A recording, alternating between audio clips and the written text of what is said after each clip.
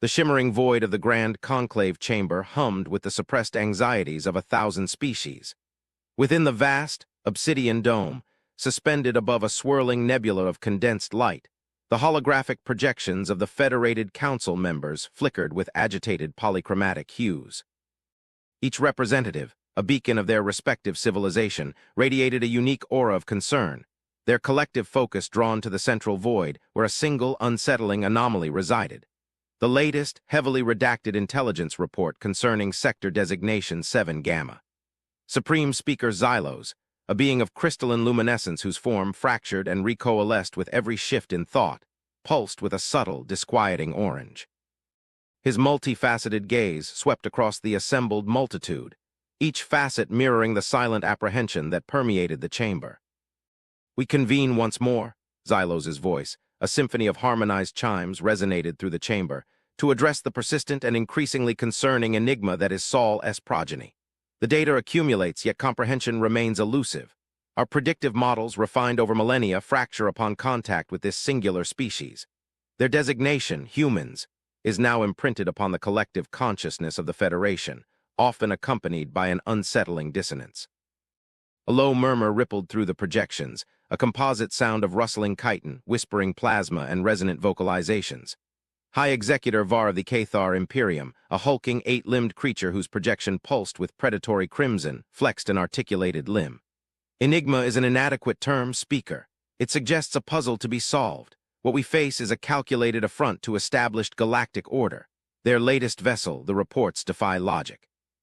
A single hull, displacing less than a standard patrol cruiser, yet demonstrating energy signatures comparable to a full battle group. It is an absurdity. Var's voice, a guttural rasp, resonated with barely contained fury. Our reconnaissance craft, the Shadowfall, tasked with passive observation, reported anomalous energy fluctuations before its sudden, inexplicable cessation of telemetry. No debris, no distress signal, simply silence, after encountering this human warship. From across the chamber, Ambassador Lyra of the Eldarin Concordance, a graceful form composed of interwoven ethereal light, projected an image of a sleek, dark vessel, its contours both alien and unnervingly simple. The Eldarin Deep Space Observatories recorded the same phenomenon, High Executor. The vessel, designated by human classification as Hope's Embrace, executed maneuvers deemed impossible within known physical parameters. Its energy signature spiked, then dissipated, leaving no trace. Our analysis suggests a localized warp event, but the energy requirements for such a feat, especially from a hull of that size, are astronomical. Furthermore, the Hope's Embrace was not evading our sensors. It was simply gone. And then later it was there again, observing. It has become a spectral presence. Lyra's voice, a melodic whisper, carried a note of profound unease. Our initial assessment of humanity classified them as a nascent, technologically aggressive species, but one largely confined to their home system. Their expansion beyond Sol, while rapid, was viewed as a predictable trajectory for an emerging sapient species. This is something else entirely. A chorus of assent, tinged with growing alarm, followed Lyra's statement. Many species had observed humanity, some for centuries, noting their internal conflicts, their struggles, their seemingly chaotic societal structures. They had been dismissed as an interesting, if turbulent, species, unlikely to pose any significant challenge to the established powers of the Federation. Their drive, their ingenuity, had been acknowledged, but always within the context of their apparent technological limitations. Now doubt, cold and creeping, began to settle upon the conclave. Speaker Xylos allowed the disquiet to propagate, observing the projections. The Federation, an alliance spanning tens of thousands of light years and countless species, had maintained a delicate balance of power for millennia. Challenges had arisen, conflicts had been fought, but never had a single unallied species presented such a perplexing and potent threat. The fear was not merely of their power, but of their unpredictability. Their motivations remained opaque, their internal logic inscrutable. The designation of Warship is itself a misnomer in this context, interjected Scholar Prime Kale, a multi-jointed being whose 3 primary heads focused with intense analytical precision. The vessel, Hope's Embrace, does not conform to any established classification of combatant craft. It possesses no visible weapon emplacements, no discernible shield projectors operating within known frequencies, no overt defensive matrices. Yet, its energy output during these disappearance events and the subsequent silence from our reconnaissance suggests a capacity for unparalleled destructive potential, or perhaps a fundamental manipulation of spacetime itself. Our historical archives reveal no precedent. No species has ever achieved such technological asymmetry in so short a time frame, or with such secrecy. It is as if they have bypassed entire epochs of scientific development. Cale's words struck a chilling chord. The Federation prided itself on its meticulous understanding of scientific progression, its shared knowledge forming the bedrock of interstellar peace. Humanity seemed to disregard these fundamental tenets, leaping across technological chasms with audacious disregard for the established order. The silence that followed Cale's pronouncement was heavier than before, laced with the unvoiced question, "What do they want?" High Executor Var bristled. "This hope's embrace is not merely an object of academic interest, Scholar Prime. It is a demonstrable threat. My patrols report increased human activity along the Sector 7 Gamma demarcation line. They are expanding, Speaker, and with this vessel, their expansion is unchecked. We cannot permit a species with such a disregard for galactic norms, with such an inexplicable technological advantage, to operate without constraint. The Cathar Imperium advocates for a swift, decisive show of force, a demonstration of our collective resolve. To allow this anomaly to persist is to invite chaos." "And risk what, High Executor?" Lyra's light shimmered with disapproval. "A full-scale conflict with a species whose capabilities we barely comprehend. The Shadowfall incident serves as a stark warning. We do not know if its destruction was intentional, or a byproduct of an experimental drive, or a defensive measure against perceived aggression. To escalate without understanding their intent would be an act of profound irresponsibility, potentially triggering a conflagration that could destabilize the entire sector. We must seek communication, not confrontation." "We have attempted communication, Ambassador," Var retorted, his projection darkening. "Our hails, our diplomatic overtures have been met with nothing, a void, a silent, impenetrable wall. Their communication systems, while rudimentary by Federation standards, are certainly capable of receiving our transmissions. Their silence is either an act of deliberate disdain or a testament to their utterly alien psychology. Neither bodes well." Speaker Xylos pulsed with a subtle blue, a sign of deep contemplation. "The High Executor's point regarding the lack of response is valid, yet the Ambassador's caution is equally warranted. We have dispatched numerous probes, all passive, all designed for observation, all equipped with universal translators broadcasting in every known human dialect we have deciphered. Not one has elicited a reply.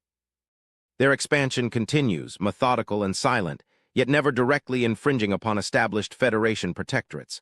They adhere to the spirit, if not the letter, of the non-interference protocols by avoiding direct contact with pre-spaceflight civilizations, but their presence in unoccupied systems is undeniable. They build colonies, establish resource extraction operations, always with the same perplexing efficiency and silence. A projection from the far side of the chamber, representing the secretive Zalosian enclave, a species known for their profound psionic abilities, sharpened into focus.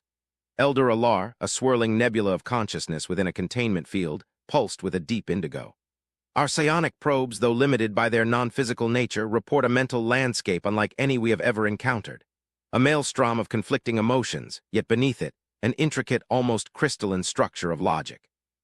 They possess a fierce individuality, yet can coalesce into a terrifying unity of purpose.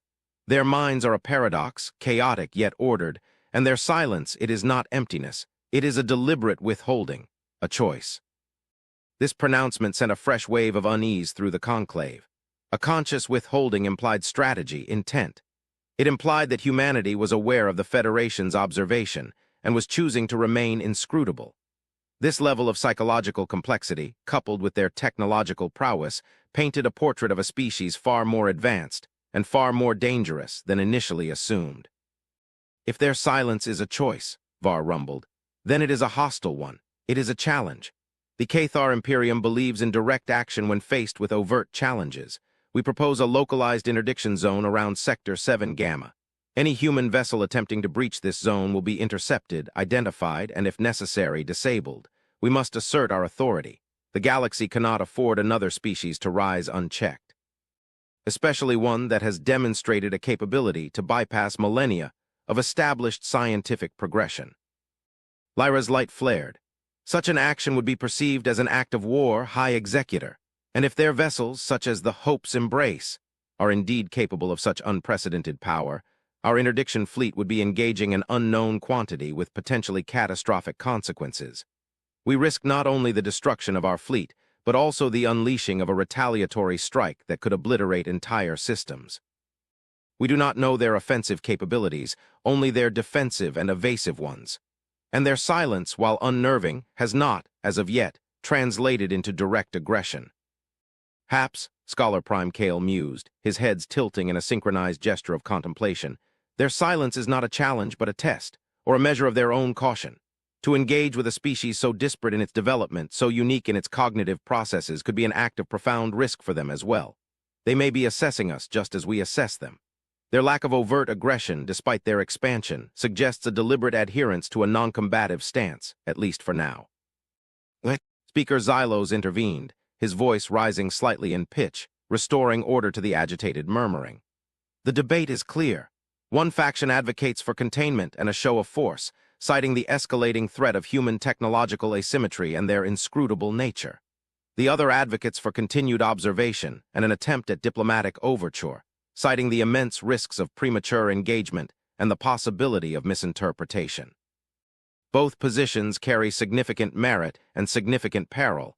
The decision before us is momentous. The future of galactic stability may well rest upon it. He paused, allowing the gravity of his words to sink into the minds of the assembled representatives. The nebula of light in the chamber's center pulsed with a slow, deliberate rhythm, reflecting the collective uncertainty. We have received a new set of data, raw, unfiltered. It pertains directly to the vessel Hope's Embrace.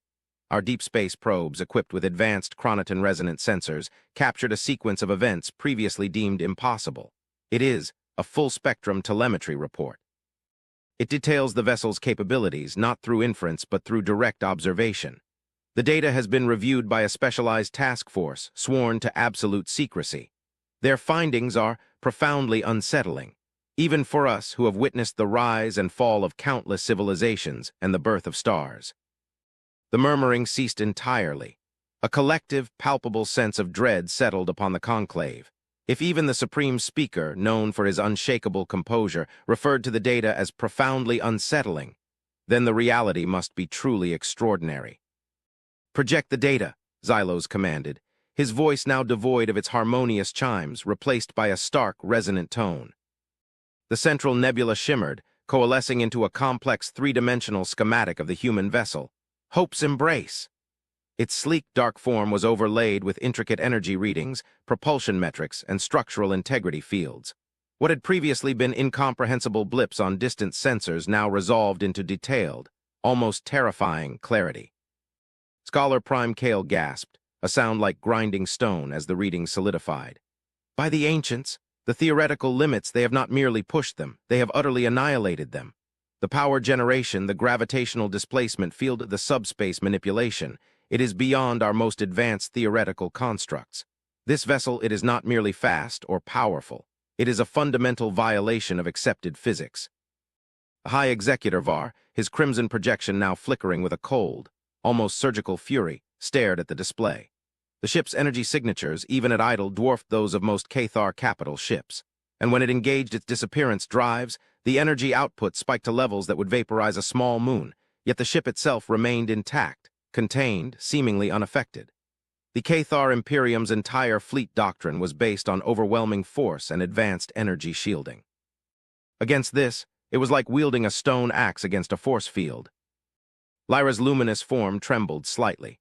The localized warp event? It is not merely localized. It is a complete instantaneous folding of spacetime around the vessel, a direct interface with hyperspace without the need for a conventional warp bubble. And the speed, my calculations indicate, it traverses hundreds of light-years in what our chronometers register as mere moments. It is not travel, it is translation, a direct displacement across vast distances. The revelation hung heavy in the air. This was not a species pushing the boundaries of existing technology, it was a species operating on an entirely different plane of understanding. The term warship felt almost insultingly inadequate for a vessel capable of such fundamental manipulation of reality. The Hope's Embrace was not built to engage in conventional combat. It was built to negate it. And its defensive capabilities, Xylos continued, his voice calm amidst the growing chaos in the chamber. Our chronoton sensors detected a subtle yet pervasive field emanating from the vessel at all times. It is not an energy shield in the traditional sense. It appears to be a localized causality manipulation field. Any projectile, any energy beam, any attack directed at the Hope's embrace simply fails to occur in its immediate vicinity. It is as if the universe itself refuses to allow harm to come to it. A stunned silence fell, not merely surprise but a profound existential shock. To manipulate causality itself, that was the realm of cosmic entities, not a nascent species from a backwater spiral arm. The implications were staggering. It meant that any aggressive action against this vessel, and by extension against humanity, would be futile. More than futile, it would be an act of cosmic arrogance, doomed to failure from the outset. Banned, Var finally rasped, the word a raw, almost choked sound. It should be banned. Such technology, such power, cannot be permitted to exist without oversight. It threatens the very fabric of galactic peace. A single species possessing a vessel capable of negating all forms of aggression, it is an existential threat. Indeed, High Executor, Xylos agreed, his voice tinged with a weariness rarely heard. The task force designated the Hope's Embrace as a Type Omega vessel, a class previously hypothetical, existing only in the most fantastical of theoretical physics models. A vessel so technologically superior, so utterly beyond any known defensive or offensive countermeasure, that its very existence renders all conventional warfare obsolete. To engage, it would not be a battle. It would be a symbolic act of self-annihilation. The conclave descended into a desperate, frantic debate. The Cathar Imperium's aggressive stance crumbled, replaced by a terrifying understanding of their impotence. The Eldarin Concordance's cautious approach now seemed prescient, yet even their wisdom paled before the true scope of the human's power. The philosophical musings of Scholar Prime Kale were interrupted by frantic analyses of the data, each new revelation deepening the abyss of fear and confusion. "We must understand them," Lyra pleaded, her light dimming with despair. "We must. Their silence is no longer an insult. It is a profound mystery that must be unraveled. If they possess such power, yet have refrained from overt aggression, from conquest, from even acknowledging our existence in a meaningful way, what are their true intentions?"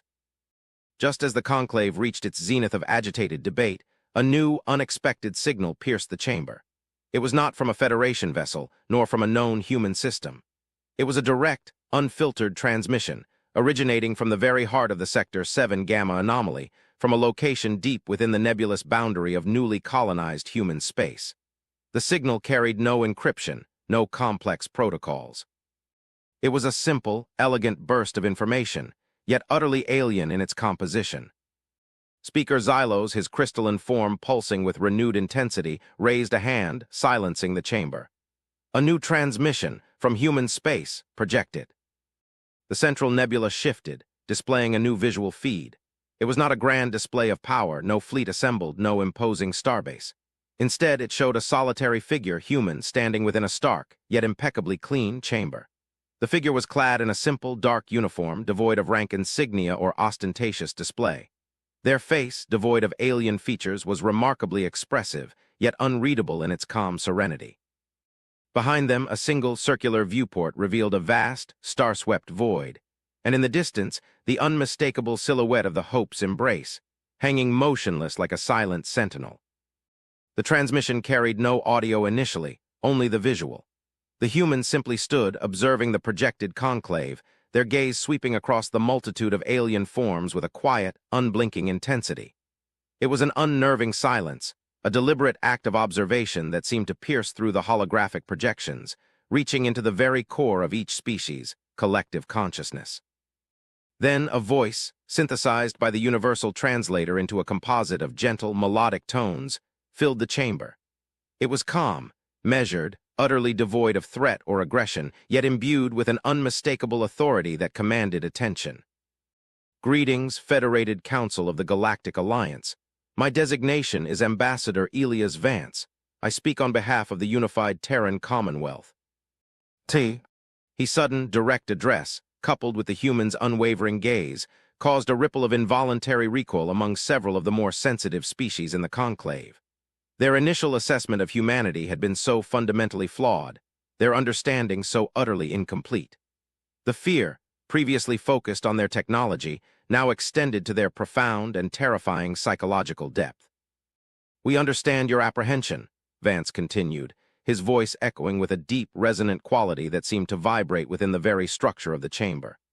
"Our silence, as you term it, was a deliberate choice, a period of observation, of analysis, of non-interference.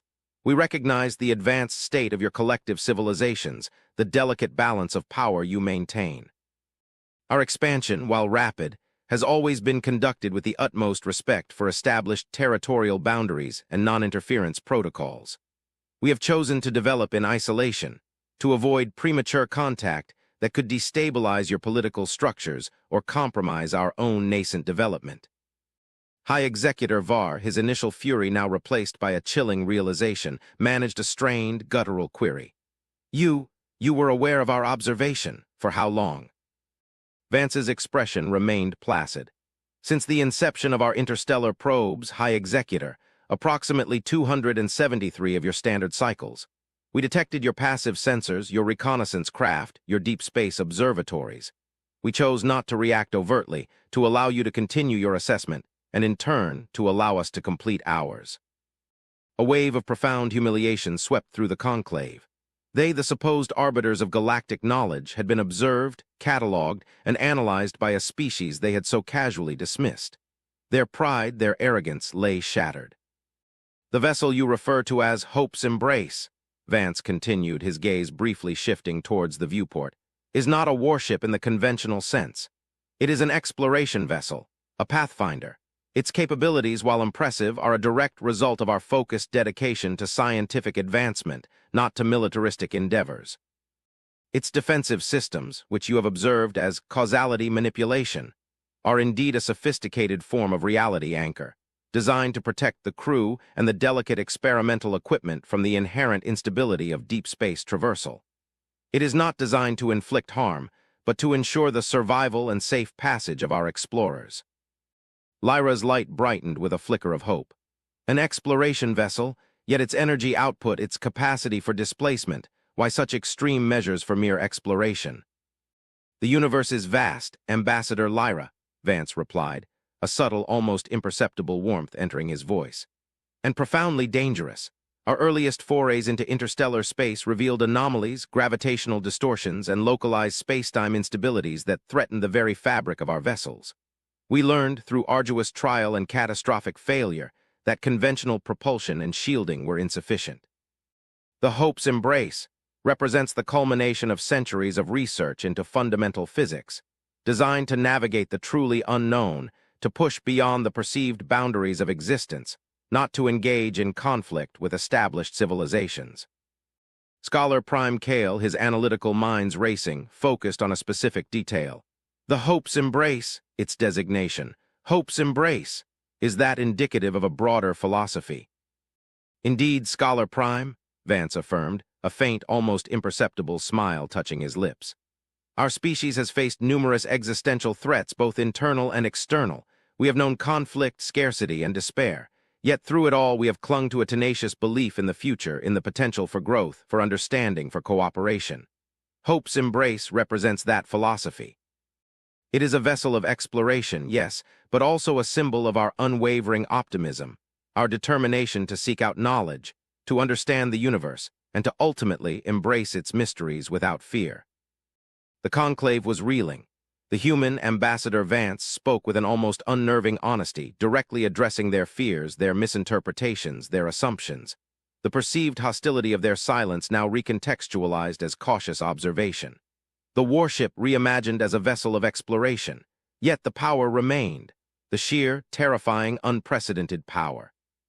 "But if your intentions are purely peaceful," Var interjected, his voice still hoarse with disbelief, "why the secrecy? Why not communicate earlier?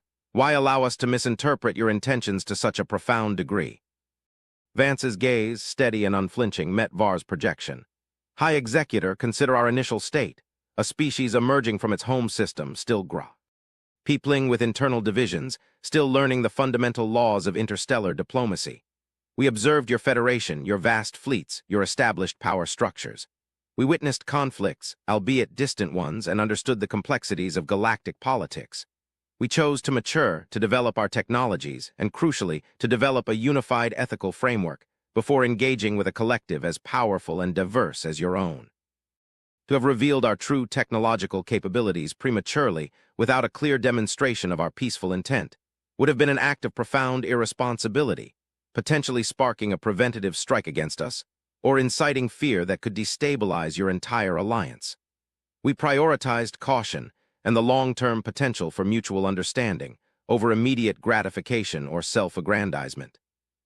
The depth of their strategic thinking, their foresight, their profound understanding of galactic politics, despite their relative youth, was astonishing.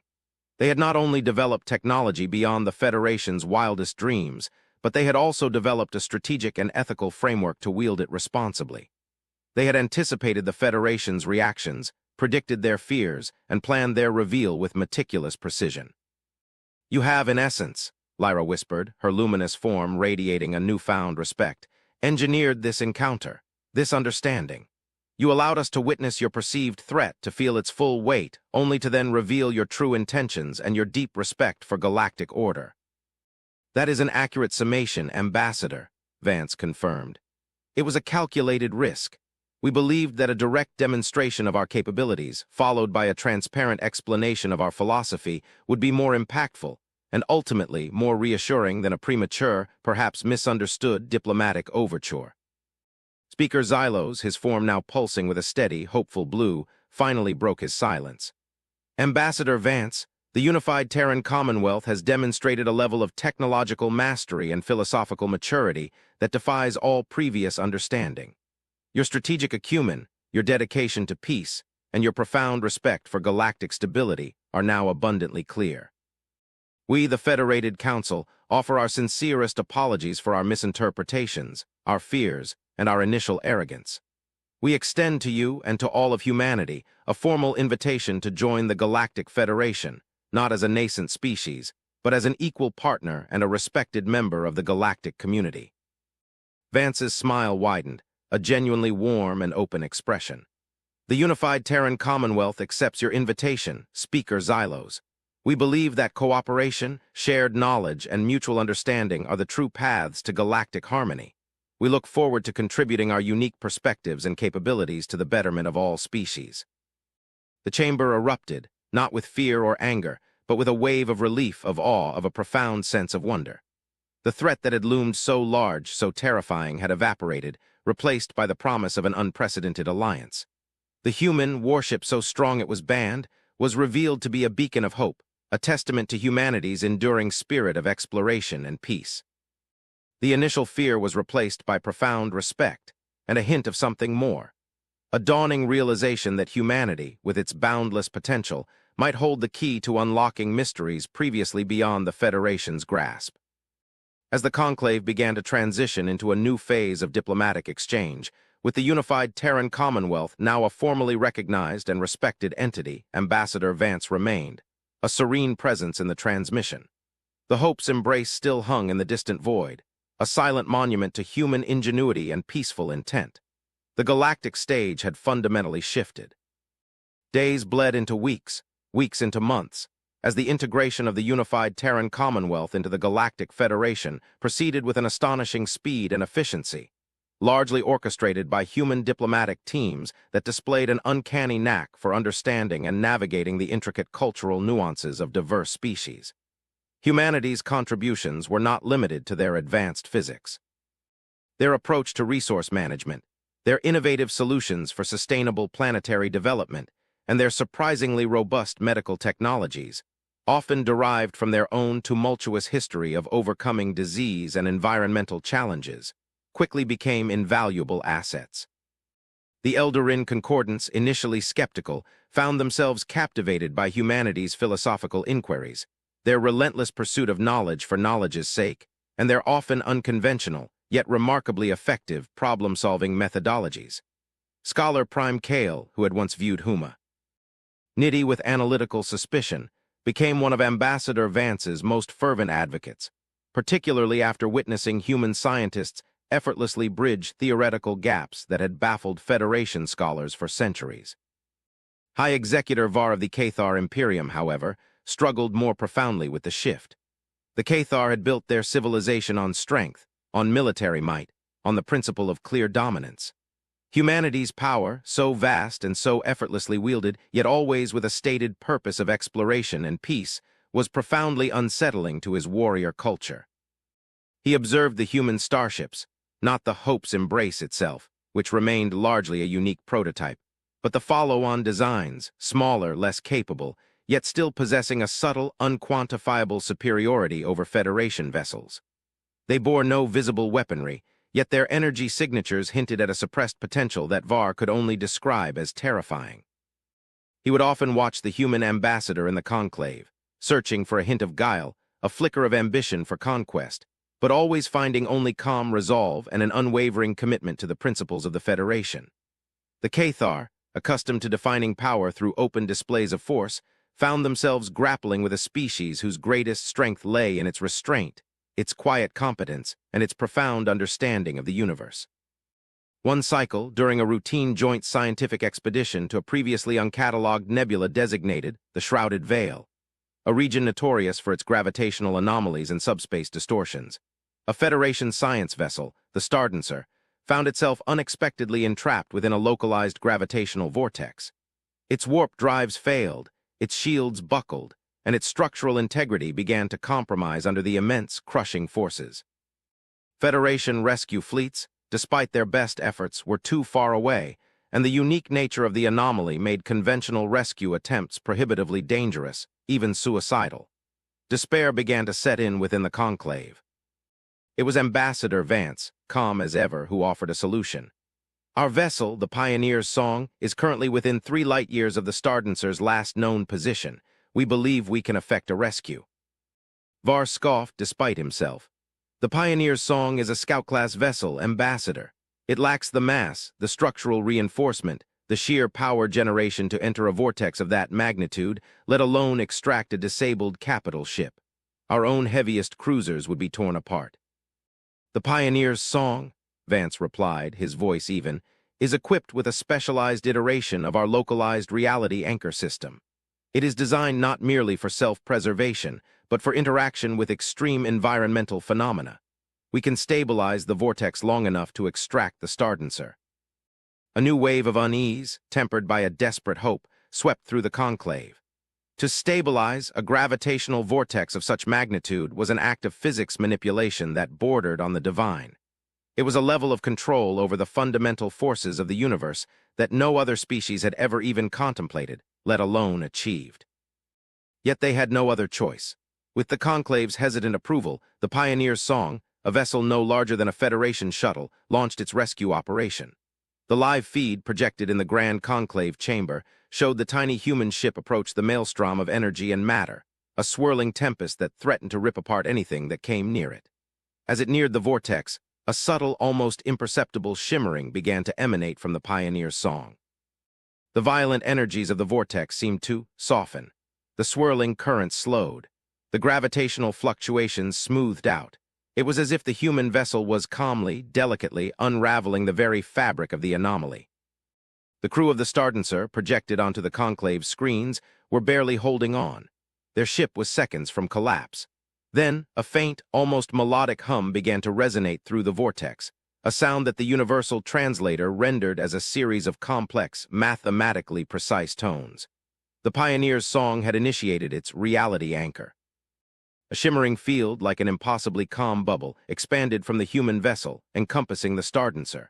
The gravitational forces ceased their assault. The Stardancer ceased its shuddering.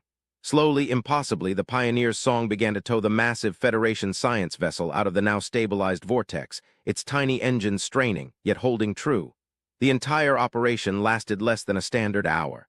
The Stardancer, battered but intact, was brought to safety. The conclave was silent.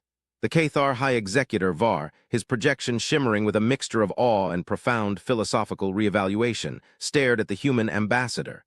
He had called their ships scout class.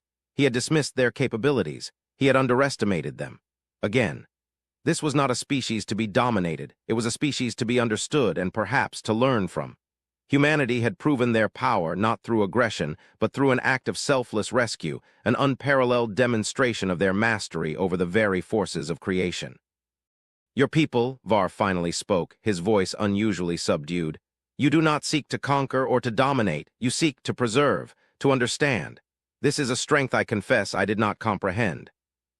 Our history has taught us the cost of unchecked aggression, High Executor, Vance replied, his voice gentle.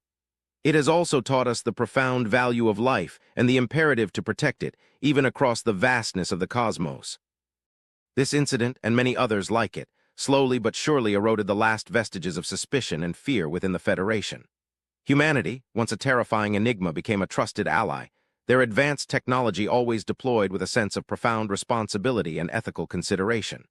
They never boasted, never demanded, never sought to impose their will. They simply offered solutions, shared knowledge, and extended a helping hand, always with that serene, understated competence. One cycle, a specialized deep space sensor array, jointly operated by Federation and human scientists, detected an anomaly. It was not a gravitational distortion, nor a subspace instability. It was a signal, an ancient, faint, yet undeniably artificial transmission, originating from the void beyond the known galactic rim. Its energy signature was unlike anything ever encountered, a resonant frequency that seemed to vibrate with the echoes of unimaginable antiquity. The discovery sent a ripple of profound excitement and unease through the conclave. The signal was immensely old, likely predating the formation of most of the Federation's member species. Its origin point was so distant that even the Hope's embrace would require a significant translation event to reach it. The signal was complex, layered with intricate mathematical constructs, and encoded information that defied all current Federation deciphering algorithms. We have devoted all available resources to decoding this, Scholar Prime Kale announced to the conclave, his three heads swiveling with intense focus. But its complexity is beyond our current understanding. It uses a mathematical language unlike any known to us, one that seems to predate the very concept of number systems. It is alien to an almost inconceivable degree. Ambassador Vance, present in the conclave, had been observing the attempts at deciphering the signal with quiet interest. Now he spoke. With your permission, Speaker Xylos, the unified Terran Commonwealth would like to offer its assistance. Our analysis suggests that the signal, while mathematically complex, is also deeply resonant with certain fundamental patterns of cosmic background radiation. We believe we have identified a potential key. Skepticism, however brief, flickered across some projections. Humanity was powerful, yes, but this was a signal of such profound antiquity and complexity that it challenged even the Eldarin's vast historical archives. To claim a key to such an enigma, especially after the Federation's own concerted efforts had failed, seemed audacious. Proceed, Ambassador Vance, Xylos granted, his voice tinged with a mixture of expectation and caution. Any insight is welcome. Vance's team, working with remarkable speed, began to project their findings. Instead of attempting to brute force the mathematical patterns, they had approached the signal from an entirely different angle. They had analyzed its harmonic frequencies, its inherent rhythmic structures, and its subtle interactions with the fabric of spacetime. They had, in essence, treated it not as a data stream, but as a form of cosmic music, a resonant tapestry woven into the very fabric of the universe. The signal is not a linguistic construct in the traditional sense, Vance explained, his gaze sweeping across the stunned faces of the conclave. It is a sequence of universal constants encoded into a harmonic resonance. It is a universal language accessible not through translation but through fundamental cosmic understanding. It is a song, a message designed to be perceived, not merely understood. As Vance spoke, his team began to reproject the signal, but this time, augmented by human processing algorithms. The previously chaotic data stream coalesced into a stunning, multi-sensory experience. What had been static and noise transformed into a symphony of light and sound, a spiraling vortex of data that resolved into intricate, fractal patterns, depicting images of cosmic grandeur, of stellar nurseries and collapsing galaxies, of unimaginable structures far older than the Federation itself. And intertwined with these images were CES of pure information, universal constants, fundamental laws of physics rendered in a form comprehensible across any intelligent species, regardless of their specific evolutionary path. The conclave was mesmerized. The signal, once an impenetrable wall, was now an open book, its ancient wisdom pouring into their minds. It was a message of profound significance, a chronicle of the universe from a perspective far grander than any they had ever imagined. And then the final layer of the signal resolved. It was a map, not a map of stars or planets or even galaxies. It was a map of cosmic currents, of space-time flows, of pathways through the multiverse itself.